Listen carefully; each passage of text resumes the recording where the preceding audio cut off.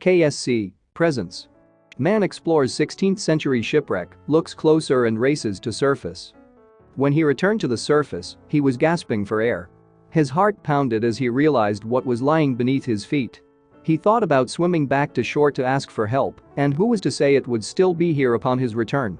No, he was diving down again.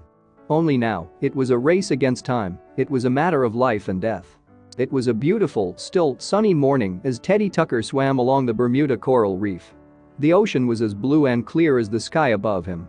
It felt like the calm before the storm, and it was literally. Growing up beside the ocean, locals joked that Tucker had become more fish than man. He loved to explore the ocean's floor, especially in a place as interesting as Bermuda. Bermuda was famous for its 16th century shipwrecks. Hundreds of ships over hundreds of years had fallen victim to a mysteriously deadly area just beyond the coral reef called Bermuda's Triangle. Over the years, Tucker had collected a lot of metal salvaged from the shipwrecks around the area. But he never thought he'd actually find a real-life treasure. Tucker had spent 2 hours swimming, with only his swimsuit shorts on and snorkeling goggles. He dove beneath the ocean, overturning every object that seemed interesting. But things were about to get much more interesting and dangerous than he bargained for. It was when the first wave crashed underneath the ocean that he realized he was in trouble. Tucker resurfaced and suddenly realized that the sky had turned gray, the ocean choppy and rough, and the winds dangerous. There was a hurricane forming. He had to get out now. He dove again, swimming closer to the shore underwater, beneath the waves. But then, he saw it. Most men might have kept swimming to get to safety, but Tucker wasn't most men. From the corner of his eye, Tucker saw something unusual on the ocean floor. There was an odd bump in the sandy bed, and something seemed to sparkle as it nestled on top of it. Tucker swam toward it for a closer look. He brushed its surface and dug around it. An old rusty cannon appeared. But this wasn't any old cannon.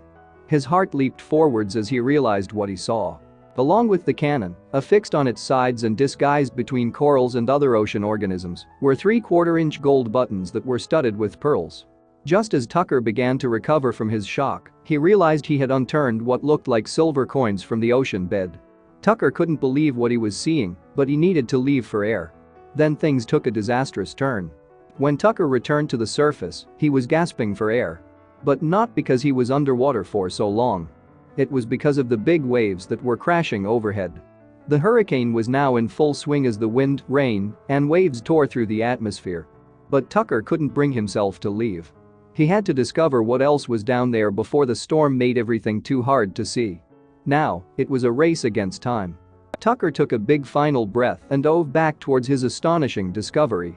As soon as he dug, he found more treasures, another gold and pearl button, 2 gold ingots with a royal Spanish tax stamp visible on their surface, and about 200 silver coins. He felt like he had just won the lottery, and he did.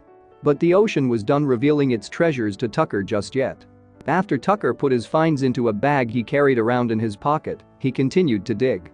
He was moving as fast as he could. It wasn't soon before he found another inglet, and remarkably a 10.5-inch long, 36-ounce bar of gold, and a smaller piece. With all of this, he could scarcely have hoped that the best was yet to come. But it was. When Tucker first saw it, it was lying upside down in the sand. He picked it up and turned it over, and his jaw hit the floor. He knew this was something even more special than any gold or treasure he found before. I picked it up and turned it over. Awestruck, I counted the large green emeralds on its face. There were 7 of them, each as big as a musket ball. Tucker marveled. What was it? Teddy Tucker found the world's single most valuable object ever found in a shipwreck. The treasure, named Tucker's Cross, was an emerald-studded 22-karat gold cross. Tucker's cross alone was worth more than $2 million. And its emerald stones are considered the most beautiful stones in the world. So how much did Tucker sell it for? Amazingly, Tucker was offered $2 million from a US ambassador to Italy, but refused as he wanted the jewel to stay in Bermuda. Tucker ended up selling his most prized possession to the Bermuda government for a measly $35,000 under the condition that it will stay in Bermuda for as long as possible. But fate had different plans. After Tucker's cross was recovered, the government of Bermuda constructed a new museum. It was to feature a collection of rare artifacts, including those found by Tucker and other finds from Bermuda's shipwrecks. Word quickly spread, and Queen Elizabeth was one of the first high-profile people to visit its timeless collection. Tucker helped prepare the museum for her arrival. But he made a startling discovery. While he transported the cross to an area of private collections, he realized the cross in the glass case wasn't real. It had been replaced by a plastic replica. Shocked, he informed the police and they immediately jumped on the case. Unfortunately, his most valued treasure is still missing today. It remains my most treasured discovery, he reminisced. Thank you for watching and don't forget to subscribe.